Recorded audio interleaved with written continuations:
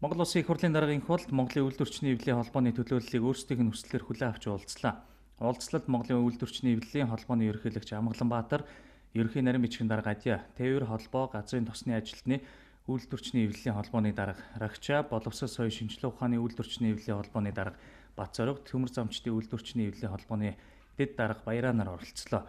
За уулзлынх нь Монгол Улсын их хурлын даргын хурал 5 дугаар сарын 1 буюу олон улсын хөдөлмөрчдийн эв санааны нэгдлийн өдрийн мэндчилгээ дэвшүүлээд энэ өдөр хөдөлмөрчин төмний эрх ашиг хамгаалдаг үйлдвэрчний байгууллагад төр засгийн удирдлагуудаа уулзаж байр сууриа илэрхийлдэг уламжлалын дагуу та бүхэндээ уулзаж байгаадаа баяртай байна гэлээ. Монголын үйлдвэрчний эвлэлийн холбооны ерөнхийлөгч Амгаланбаатар улс орны эдийн засаг амраггүй байгаатай холбоотойгоор иргэдийн хөдөлмөрлөх, эрх ашиг, цалин орлого, ядуурл гээд санаа зовоосон олон асуудал урган гарч байна. Нийгмийн зөвшөлтслийн 3 талд хилцээрээ бид энэ оны 1-р сард баталж цалин нэмэх асуудлыг 2018 оны төсөвт тусгах, татвар нэмэхгүй байх зэрэг хэд хэдэн асуудлыг тусгасан. Гэтэл олон улсын валютын сантай хамтран хэрэгжүүлэх хөтөлбөрийн нөхцөлийн талаар засгийн газар Монголын үйлдвэрчний эвлэлийн холбооны санал бодол байр суурийг огт сонссонгүй. Эцэст нь хилцээрийн хүрээнд хөтөлмөрийн хамтын маргаан үүсэх нөхцөл бүрдлээ. Бид нийгмийн доктортой байдлыг хангах 3 талт хэлэлцээр хатуу баримтлах байр суурьтай байгаа гэлээ.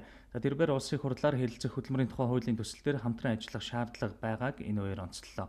За улсын хурлын даргын хол улс орны нийгэм эдийн засгийн хүндрэлт нөхцөл байдлын талаар товч танилцуулаад бэрхшээлийг даван туулах чиглэлээр улсын хурал засгийн газраас авч хэрэгжүүлсэн бодлогын арга хэмжээний үр дүнд нааштай эерэг өөрчлөлтүүд ажиглагдаж байна. За 2016 оны жилийн эцсийн болон энэ оны эхний улирлын төсвийн орлого давж биеллээ. Аж үйлдвэрийн бүтээгдэхүүний үйлдвэрлэлийн хэмжээ нэмэгдсэн дүн гарсан. Валютын ханш харьцангуй доктортой байна. Энэ эерэг өөрчлөлтийг доктортой хадгалж цаашдын өсөлтийг хангах нь бидний гол зорилго болж байна. Ингийн тулд олон улсын валютын сангийн хөтөлбөрт хамрагдахаас өөр аргагүй нөхцөл байдал үүссэн. Бидэнд дотоодын ойлголцол доктортой байдал нэн эрхэм байгааг та бүхэн ойлгож байгаа гэдэгт найдаж байна гэж тэмдэглэлээ.